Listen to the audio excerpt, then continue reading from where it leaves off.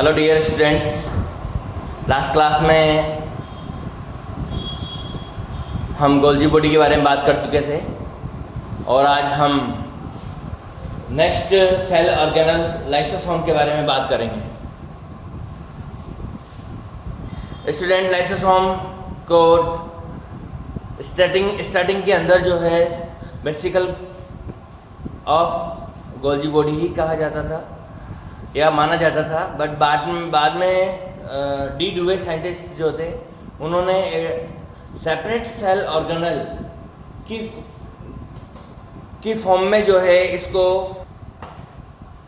D ड्यूवे scientist ने lysosome को जो है एज ए सेल ऑर्गेनल मान्यता दी और बाद में जो है इसके बारे में बहुत सारी डिस्कवरीज हुई।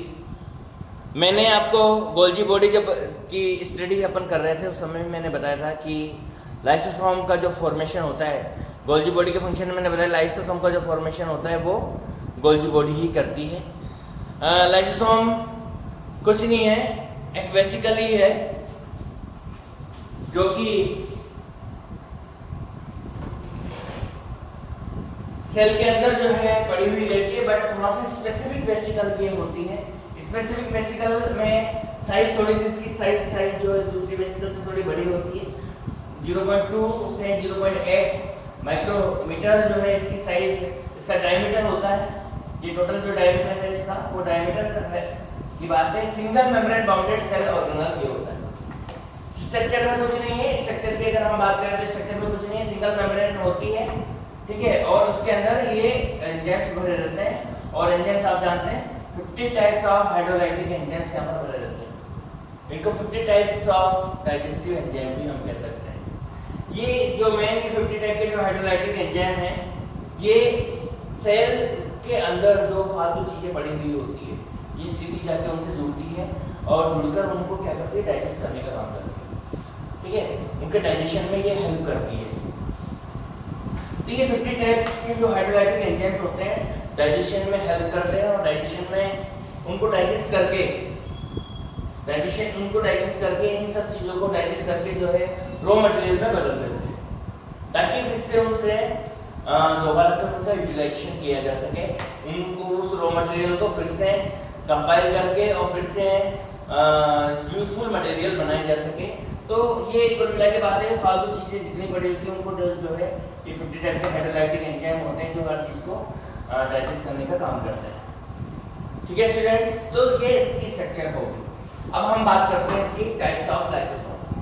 लाइसोसोम कितने टाइप का होता है? देखिए लाइसोसोम मैंने 4 टाइप लिखे हैं यहाँ पर, primary lysosome, secondary lysosome, tertiary lysosome and autophagic lysosome यहाँ पर होते हैं।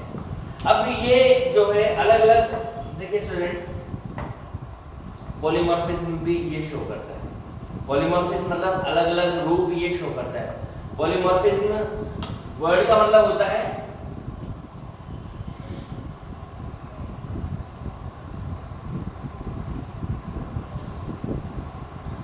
मतलब मॉर्फोलॉजी अलग अलग होती है, बाहर से दिखने में अलग अलग हो जाता है। फॉर एग्जांपल पॉलीमॉर्फिक जिससे बहुरूपीय होता है, आप जानते हैं एक ही व्यक्ति होता है वो अलग अलग रूप, कभी हनुमान जी बन जाता है, कभी भालू बन जाता है, कभी कुछ बन जाता है, कभी बंदर बन जाता है, कभी कुछ बन जाता है। तो वो एक ही व्यक्ति होता है लेकिन वो अपने जो बॉडी की जो एक्शंस जो है उनको जो है चेंज करता रहता है। सेम उसी तरह से लाइसोसोम भी जो है पॉलीमॉर्फिज्म शो करता है, ये अपने एक्सटर्नल फीचर्स को चेंज करता रहता है और उनको जो है पहचाना हमने अलग अलग फॉर्म में।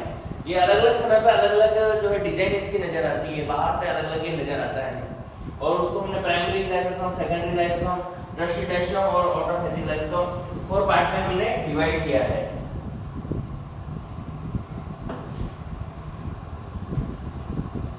अब देखिए फर्स्ट बात करते हैं प्राइमरी लाइसोसोम क्या होता है। प्राइमरी लाइसोसोम वो लाइसोसोम होता है जो कि गोल्जी बॉडी से जस्ट निकला हुआ होता है। गोल्जी बॉडी से निकल के जो बाहर आता है उसको हम प्राइमरी लाइसोसोम कहते हैं, यानी जो न्यूली फॉर्म्ड जो लाइसोसोम है उसको हम प्राइमरी लाइसोसोम के नाम से जानते हैं और ये उसी सिंपल फॉर्म में होता है और 50 टाइप्स ऑफ हाइड्रोलाइटिक एंजाइम्स के अंदर भरे हुए होते हैं। अब सेकेंडरी लाइसोसोम क्या होता है?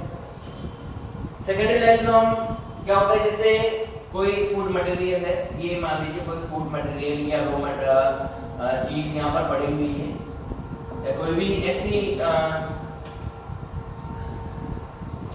सेल के अंदर ऐसे मटेरियल पड़ा हुआ जिसको डाइजेस्ट करना है, ये फूड वैक्यूल भी हम मान सकते हैं। जैसे फूड वैक्यूल, अमीबा के अंदर फूड वैक्यूल होती है, उसके अंदर खाना भरा हुआ रहता है, ठीक है। तो ये जो है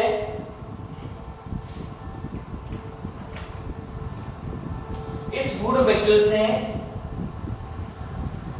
लाइसोसोम आके जुड़ जाता है इस तरह से, और जुड़कर इस वॉल को तोड़ता है और इसमें मर्ज हो जाता है, और मर्ज होके फिर आपको स्ट्रक्चर जो नजर आएगी, यानी ये फूड वैक्यूल में ही मिल जाता है, फूड वैक्यूल का ही एक पार्ट बन जाता है। ये वाला हिस्सा ये फूड वैक्यूल का ही हिस्सा बन जाता है, आपको लगेगा नहीं कि ये अलग हिस्सा है। यानी कि अब लाइसोसोम, जो ये प्राइमरी लाइसोसोम था, ये प्राइमरी लाइसोसोम, इससे जुड़ने के बाद ये सेकेंडरी लाइसोसोम बन गया, इसमें मर्ज होकर सेकेंडरी लाइसोसोम बन जाता है। और सेकेंडरी लाइसोसोम बनने के बाद इसके अंदर ये सारा का सारा जो हाइड्रोलाइटिक एंजाइम है वो सब के सब यहाँ रिलीज कर दिए जाते हैं, और वो हाइड्रोलाइटिक एंजाइम यहाँ जितना भी फूड पार्टिकल्स पड़े हुए हैं उन सबको जो है डाइजेस्ट करना शुरू कर देते हैं, उनको कंटिन्यू डाइजेस्ट करते हैं, और पूरा जब डाइजेस्ट करना शुरू कर देते हैं, और जब ये पूरा डाइजेस्ट हो जाता है तो इनमें से यूजफुल मटेरियल जो है वो बाहर जाना शुरू हो जाते हैं, यानी साइटोप्लाज्म में जाना। ये जो है पड़ा हुआ है कहाँ पर है, जैसे मान लीजिए अमीबा है, और अमीबा के अंदर ये न्यूक्लियस है अमीबा का, और ये जो फूड वैक्यूल है ये इसके साइटोप्लाज्म में इस तरह से पड़ी हुई रहेगी, और जब डाइजेशन हो जाएगा इसका सबका, तो ये यूजफुल मटेरियल सारे कहाँ चले जाएंगे, साइटोप्लाज्म में चले जाएंगे, और साइटोप्लाज्म में फिर इनका जहाँ भी यूटिलाइजेशन होना है वहाँ यूटिलाइजेशन होगा, तो ये यहाँ से यूजफुल मटेरियल चले जाते हैं। उसके बाद में यहाँ पर अनडाइजेस्टेड अनयूजफुल मटेरियल बचता है, और उसके बाद में जब ये सब चीजें निकल जाती है तो इसके बाद में इसकी जो कंडीशन होती है वो इस तरह का हो जाता है, सिकड़ा हुआ सा इस तरह का लाइसोसोम हो जाता है, इसको हम कहते हैं टर्शियरी लाइसोसोम। क्या कहते हैं इसको हम? टर्शियरी लाइसोसोम कहते हैं। तो स्टूडेंट्स इस तरह से प्राइमरी लाइसोसोम जो सबसे पहले बनता है, फिर वो डाइजेशन जब शुरू करता है इसके अंदर तो क्या बन जाता है, सेकेंडरी लाइसोसोम बन जाता है। जब ये प्रोसेस में होता है, प्रोसेस में जब डाइजेस्टेड मटेरियल इसमें से बाहर निकल जाता है, ओनली वेस्ट मटेरियल यहाँ पर बचता है, फालतू चीजें यहाँ पर बचती है, तो उसको हम फिर कहते हैं टर्शियरी लाइसोसोम के नाम से जानते हैं। इस तरह से 3 अलग-अलग फॉर्म्स होती है। आप देखिए एक ही चीज की 3 अलग-अलग फॉर्म। पॉलीमॉर्फिज्म बहुरूप है कि नहीं है? अलग-अलग रूप ये दिखा रहा है कि नहीं दिखा रहा है? तो ये रूप अलग है, ये रूप अलग है, ये रूप अलग है। So it is show polymorphism, इसीलिए इसको पहचानना थोड़ा सा मुश्किल होता है। ऑटोफेजिक लाइसोसोम क्या होते हैं? ऑटोफेजिक लाइसोसोम ऐसे लाइसोसोम को कहते हैं जो कि खुद के सेल ऑर्गेनल को क्या करते हैं, डाइजेस्ट करते हैं। यहाँ पर ऑटोफेजिक लाइसोसोम जैसे मान लीजिए ये लाइसोसोम है, छोटा सा इस तरह से पड़ा रहता है, और ये यहाँ पर माइटोकॉन्ड्रिया पड़ी हुई है, बट माइटोकॉन्ड्रिया ने काम करना बंद कर दिया है, तो ये क्या करेगा, इससे आगे जुड़ जाएगा माइटोकॉन्ड्रिया से, और माइटोकॉन्ड्रिया से जुड़कर क्या करेगा, माइटोकॉन्ड्रिया को डाइजेस्ट कर देगा। यानी कि खुद के सेल ऑर्गेनल को मारने वाले जो लाइसोसोम्स होते हैं उनको हम ऑटोफेजिक लाइसोसोम के नाम से जानते हैं, खुद के सेल ऑर्गेनल्स को। और सेल ऑर्गेनल्स कौन से? ऐसे सेल ऑर्गेनल जो काम के नहीं है, यूजफुल सेल ऑर्गेनल को नहीं मारेगा। माइटोकॉन्ड्रिया जो बढ़िया काम कर रहा है उसको डाइजेस्ट नहीं करेगा ये कभी भी। ये किसको डाइजेस्ट करेगा? जो बेकार सेल ऑर्गेनल है उनको ये डाइजेस्ट करेगा।